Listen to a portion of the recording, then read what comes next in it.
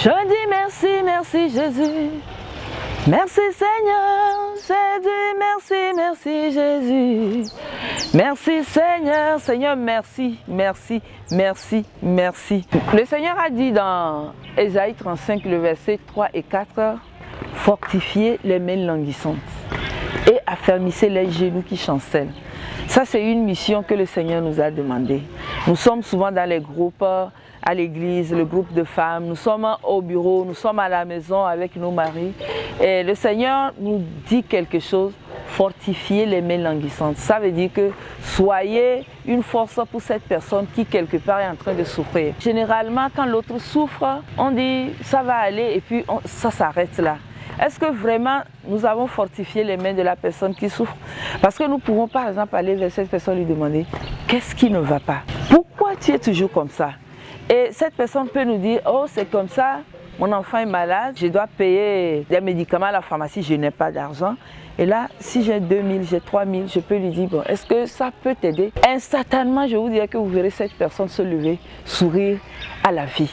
Donc, nous n'avons pas peut-être beaucoup de choses à donner, mais nous pouvons fortifier les mains languissantes. Nous pouvons dire un mot à propos à la sœur qui est en train de souffrir. C'est pourquoi quand par exemple nous apprenons que telle personne a perdu son mari, quelque chose, sa voiture, je ne sais pas, on le lui a volé, nous pouvons y aller et la fermer. Peut-être que nous n'aurons pas l'argent pour lui payer la voiture, mais nous pourrons dire quelque chose qui puisse lui donner quoi? La joie de vivre. Comme cela, cette personne pourra un jour venir nous demander, mais quel Dieu tu adores? Elle a vu quoi? L'amour, elle a vu la bienveillance.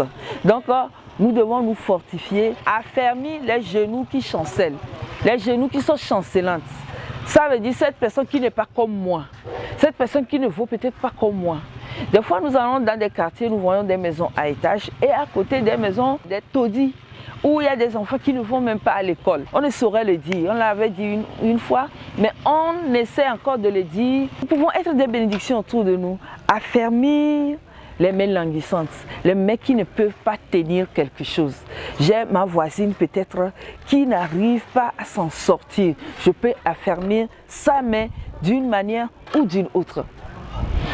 Affermir les mains languissantes, c'est juste sourire à une personne qui est dans la peine. C'est-à-dire un petit bonjour, un simple bonjour. C'est-à-dire ne pas négliger l'autre à côté de moi. Voilà, c'est là où on veut en venir. Ne pas négliger l'autre à côté de moi, mais savoir que cette personne a besoin de moi, peut avoir besoin de moi. Un jour, moi aussi, j'aurai besoin de son sourire. Mais pour le moment, j'ai le sourire, je peux l'en donner comme je veux. Un petit bonjour peut l'amener à avoir quoi? La joie au cœur. Et quand nous sommes dans nos services, une collègue qui s'appelle Amina, je la salue, elle est toujours rayonnante, toujours en joie, toujours en joie. Et le jour où tu la vois ne pas sourire, ça veut dire que peut-être il y a quelque chose. On peut l'aborder et lui demander, mais qu'est-ce que tu as? Aujourd'hui, tu n'es pas en joie. Qu'est-ce que je peux faire pour toi? Et peut-être ça peut sauver une vie. Parce que je crois avoir abordé quelqu'un comme ça et j'ai compris que la personne était allée acheter des médicaments et voulait se suicider. Et juste le fait que je lui parle, je lui ai dit, mais pourquoi tu n'es pas contente? C'est les larmes qui m'ont répondu.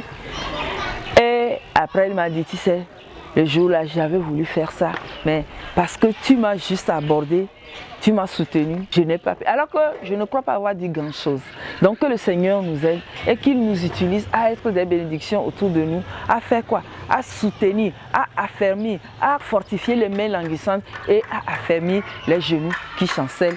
Et que le Seigneur aussi soit notre force soutenir quelqu'un. Donc recevons d'abord Jésus-Christ dans notre vie, recevons la force de Dieu et ayons cette capacité de pouvoir soutenir l'autre, les genoux qui chancellent. Que le Seigneur nous aide. Amen.